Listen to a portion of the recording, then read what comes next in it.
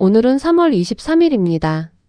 118년 전 오늘 오전 9시 30분 미국 샌프란시스코 페리부두에서 세 발의 총성이 울렸어요. 두 조선인 청년이 미국인 외교관을 쐈어요. 그런데 이 두 사람은 서로 아는 사이가 아니었어요. 같은 목표를 품고 따로 움직이다가 같은 자리에서 마주쳤어요. 오늘은 전명훈과 장인환의 이야기를 해볼게요. 안중근보다 1년 앞서 미국 땅에서 총을 든 두 조선인의 이야기예요. 더럼 화이트 스티븐스, 미국 외교관이에요. 1904년 12월 그는 대한제국 외교고문 자리에 임명됐어요. 그런데 이 자리는 일본 외무성이 압력을 넣어서 만들어준 자리였어요. 대한제국을 위한 외교관이 아니라 일본의 이익을 위해 일하는 사람이었어요. 1905년 을사늑약, 대한제국은 외교권을 완전히 빼앗겼어요. 이제 외교는 일본이 대신했어요. 1908년 초 일본 통감부는 스티븐스에게 1만 달러를 주고 미국으로 보냈어요. 목적은 하나였어요. 일본의 한국 지배가 정당하다는 걸 미국 사회에 알려라. 3월 20일 스티븐스가 샌프란시스코에 도착했어요. 그리고 샌프란시스코 크로니클과 기자회견을 가졌어요. 그가 한 말이에요. 일본의 한국 지배는 한국에 유익하다. 조선인은 독립할 자격이 없는 무지한 민족이다. 기자회견장 한편에서 이 말을 듣고 있던 재미 한인들의 얼굴이 굳어졌어요. 3월 21일 저녁, 국립협회와 대동부국회가 긴급 공동회를 열었어요. 샌프란시스코에 살던 한인은 150명 남짓이었어요. 철도 노동자 어부 유학생들이었어요. 나라 잃은 사람들이 모여서 대책을 논의했어요. 4명의 대표를 뽑아서 스티븐스가 묵고 있는 페어먼트 호텔로 보내기로 했어요. 이학현, 문양목, 정재관, 최유섭. 이들은 스티븐스에게 찾아가서 발언을 정정하라고 요구했어요. 스티븐스의 대답이에요. 한국은 황제가 안매하고 관리들이 백성을 학대하며 백성이 어리석어서 독립할 자격이 없다. 일본의 보호가 아니면 러시아에게 빼앗길 것이다. 거절이었어요. 오히려 더 심한 말이었어요. 대표단이 격분해서 스티븐스를 주먹으로 때렸어요. 그래도 스티븐스는 유유히 빠져나갔어요. 3월 22일 저녁 공동회가 다시 열렸어요. 대표단이 경과를 보고했어요. 분노가 끓어올랐어요. 그 공동회 자리에 두 사람이 있었어요. 대동부국회 소속 장인환, 공립협회 소속 전명훈. 이 두 사람은 서로 눈도 마주치지 않은 채 각자 마음속으로 같은 결심을 했어요. 3월 23일 새벽, 전명훈은 스티븐스의 사진 한 장과 권총을 챙겼어요. 손에 붕대를 감고 그 안에 권총을 숨겼어요. 장인환도 권총을 들고 페리부두로 나왔어요. 그런데 두 사람은 서로를 몰랐어요. 각자가 따로 계획을 세웠고 따로 움직였어요. 우연히 같은 장소에서 같은 목표를 기다리고 있었던 거예요. 오전 9시 30분, 일본 영사 고이케 조조의 안내를 받으며 스티븐스가 자동차에서 내렸어요. 워싱턴 D.C.로 가는 대륙 횡단 열차를 타기 위해서였어요. 키가 작은 전명훈이 빠르게 접근했어요. 방아쇠를 당겼어요.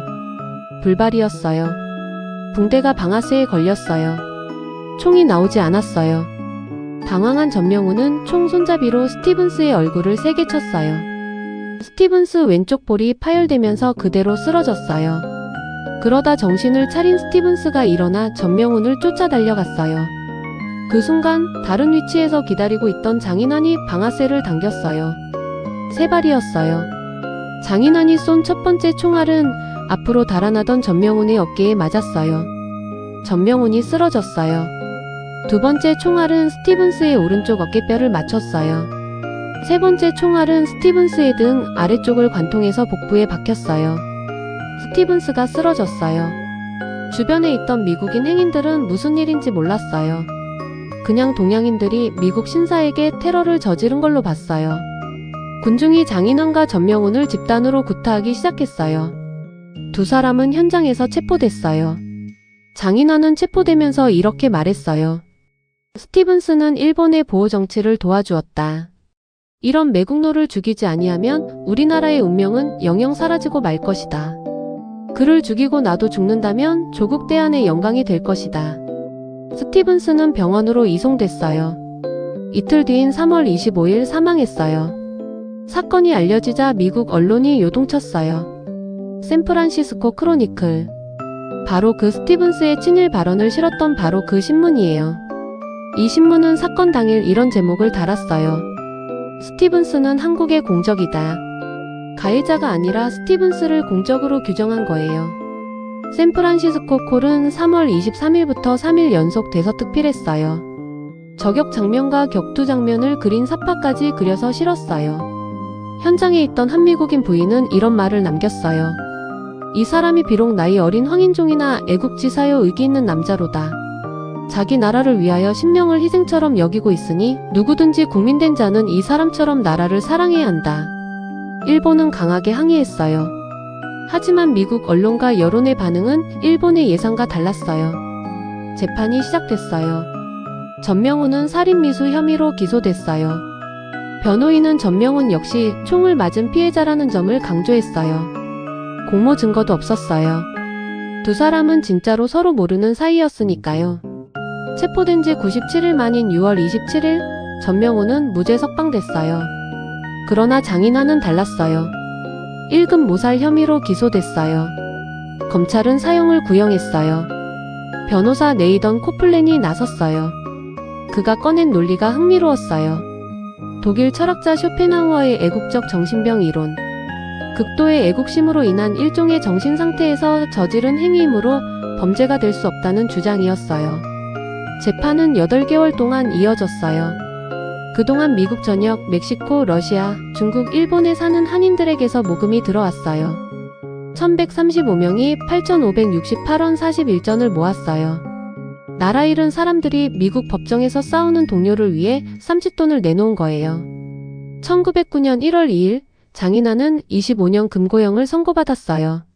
사형은 면했어요. 그리고 10년 뒤인 1919년 1월 가출옥으로 석방됐어요. 전명훈은 무죄 석방 이후에도 조용히 있지 않았어요.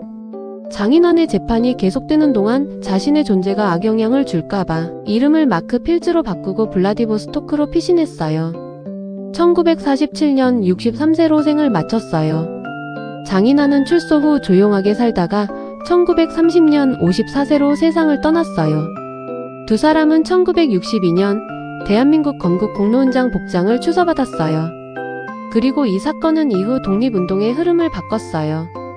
분산돼 있던 미주 한인 단체들이 하나로 뭉치기 시작했어요. 의열투쟁이라는 방식이 독립운동의 한 줄기로 자리 잡았어요. 그리고 1년 뒤인 1909년 10월 26일 안중근이 하얼빈에서 이토 히로부미에게 총을 쐈어요. 샌프란시스코의 총성이 하얼빈의 총성으로 이어진 거예요. 1908년 3월 23일 오전 9시 30분 샌프란시스코 페리부드. 서로 모르는 두 청년이 같은 자리에서 같은 목표를 향해 총을 들었어요. 나라가 없어서 외교를 할 수 없었던 시대였어요. 말로 할 수 없으니 총을 든 거였어요. 전명훈 25세, 장인환 33세. 그들이 쏜 총성은 미국 신문의 일면을 채웠고 전 세계 한인들의 가슴을 울렸어요.